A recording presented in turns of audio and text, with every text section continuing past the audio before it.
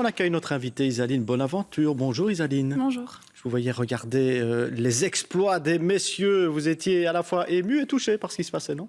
Oui, c'est vraiment sympa de voir qu'ils s'en sont sortis, même sans David et même sans Steve. Donc voilà, on partait certainement pas gagnant, mais c'est vraiment un super exploit qu'ils ont fait ce week-end.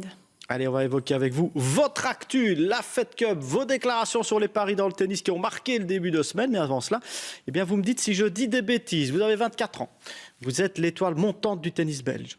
Difficile pour vous de le dire. Oui, vous le dites. Ok, d'accord. Vous êtes gauchère, 148e mondial actuellement, c'est ça? Ça va aller beaucoup mieux d'ici quelques semaines. 10 titres en simple, 13 en double sur le circuit ITF, 2 titres WTA en double. Oui. Et un début 2019 où vous êtes en forme, avec notamment une qualif pour le tableau final de l'Open d'Australie. Est-ce que c'est déjà votre premier grand chelem, un moment que vous allez garder en mémoire, ça? Oui, bien sûr. Je pense que commencer l'année comme ça, j'aurais pas pu espérer mieux. Je me suis qualifiée pour la première fois dans un grand chelem et puis en Australie, le grand chelem que je préfère. Donc voilà, j'ai vraiment été très contente de pouvoir me qualifier pour la première fois et de pouvoir goûter au tableau final d'un grand chelem. Allez, vous revenez du tournoi de Saint-Pétersbourg. On retiendra 2 choses de ce tournoi. D'abord, regardez les points face à Bertens, qui a remporté le tournoi d'ailleurs. Aujourd'hui, vous allez voir, donc là, vous êtes en haut de l'image, en gris, face quand même à une bonne joueuse. Et regardez les 2-3 points. Vous pouvez commenter avec moi. Celui-là était pas mal. Oui, j'étais plutôt stressée, mais je m'en sortais pas trop mal au début du match. Elle a vraiment très bien servi et je pense que c'est ça qui a fait la différence sur ce match-là. Conclusion à la volée ici, on l'a vu avec le smash gagnant et puis une balle de match finalement et une défaite au 2e tour de Saint-Pétersbourg. Ça fait partie de l'apprentissage. Oui, tout à fait. C'est comme ça que c'est en jouant des matchs comme ça qu'on apprend au plus haut niveau et j'espère pouvoir encore en jouer beaucoup.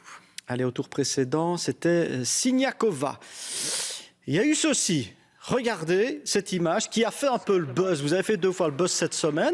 Vous vous en prenez à votre adversaire avec quelques mots fleuris, Isaline. Vous la traitez de pleurnicheuse et vous lui dites « tu n'es qu'un bébé ». C'est à peu près ça, la traduction. Alors, expliquez-moi ça.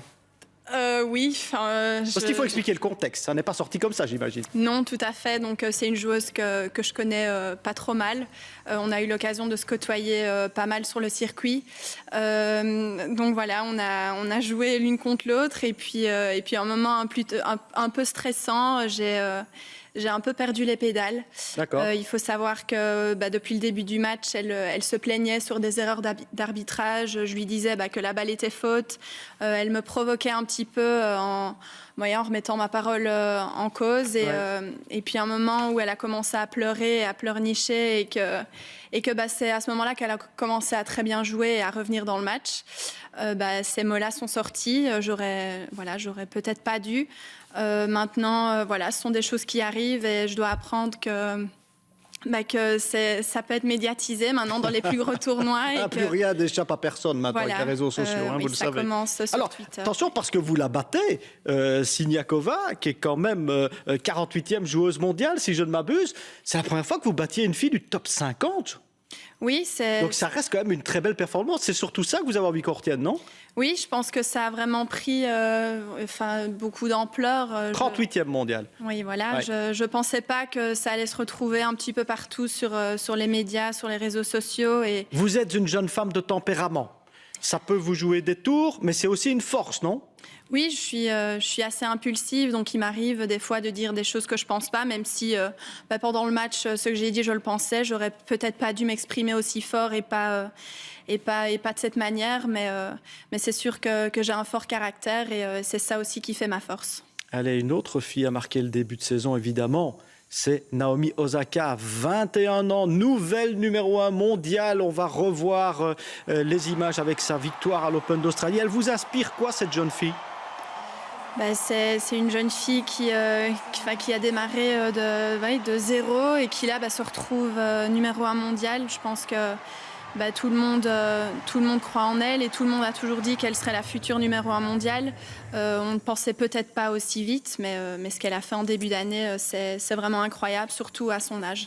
Alors, vous aussi, vous êtes en forme, on vient de le voir, on l'a rappelé. Il y a eu un déclic chez vous, parce qu'on a souvent dit c'est quelqu'un qui a du talent, les résultats n'ont pas toujours suivi, on a le sentiment que ça commence à arriver. Il y a eu un déclic pour vous? Oui, je pense qu'au mois de septembre, je me suis rendu compte que si je m'y mettais pas physiquement et mentalement, j'allais pas arriver à passer ce cap-là. Il fallait travailler davantage. Oui, il fallait vraiment que je me mette à bosser. Et c'est sûr qu'en tournoi, c'est toujours difficile de s'entraîner comme on s'entraîne à la maison avec la même intensité. Donc voilà, j'ai décidé de mettre un terme à ma saison fin septembre et de bosser physiquement avec mon préparateur Patrick Meur. Donc voilà, on a bossé pendant 3 mois avant de partir sur l'Australie et je pense que c'est ça qui commence à porter ses fruits. Le week-end prochain, c'est la Fed Cup au Country Hall de Liège et en direct sur la RTBF. Bien sûr, vous avez été sélectionné pour cet affrontement face à la France avec Elise Mertens, Alison Van Uytvanck, Kirsten Flicken. À Liège, vous êtes de Stavelot, la Fed Cup. Ça va être un bon moment, non? Oui, j'espère vraiment que le public va être au rendez-vous. On avait joué en Belgique, à Coxide, il y a quelques années. C'est la première fois depuis très longtemps qu'on peut jouer à Liège, une ville qui me tient particulièrement à cœur. Donc j'espère que cette rencontre-là, on va la remporter. On avait un peu loupé le coche la dernière fois. Oui, ce sont des images d'ailleurs de la défaite du double, le 3-2 face à la France, c'était il y a un an. Un double qu'on aurait dû gagner, je pense. On s'en est pas très bien sorti. Vous pouvez apporter quoi, vous, à cette équipe-là? C'est sûr que j'ai pas énormément d'expérience. Maintenant, je suis en forme, je me sens très bien et je pense que même au niveau du simple ou au niveau du double, je suis une joueuse assez complémentaire, donc assez complète. Donc voilà, également apporter un petit peu d'ambiance dans l'équipe. Je pense que ça fait toujours rire que je sois dans l'équipe. On s'entend toutes très bien, donc j'espère que l'ambiance sera au rendez-vous. Allez, on en vient à vos déclarations de début de semaine. Vous parlez des insultes, des menaces dont vous faites l'objet par certains parieurs mécontents. Ça se passe via les réseaux sociaux. Ça veut dire que certains vous incitent à perdre, à gagner pour favoriser leur pari? C'est ça que vous avez voulu dire? Oui, c'est tout à fait ça. Il faut savoir que via les réseaux sociaux, tout le monde peut nous envoyer des messages. Donc qu'on gagne notre match ou qu'on le perde, on reçoit toujours des insultes. Des gens qui parient sur nos matchs ou qui parient beaucoup et qui mettent des fois leur vie de famille en danger pour parier sur nos matchs. Et... Vous avez reçu des menaces de mort, paraît-il? Oui, j'ai reçu des menaces de mort ou bien des photos photoshopées de mes parents ou de moi. Oui, ça va très loin des fois. Et comment est-ce qu'on réagit à tout cela?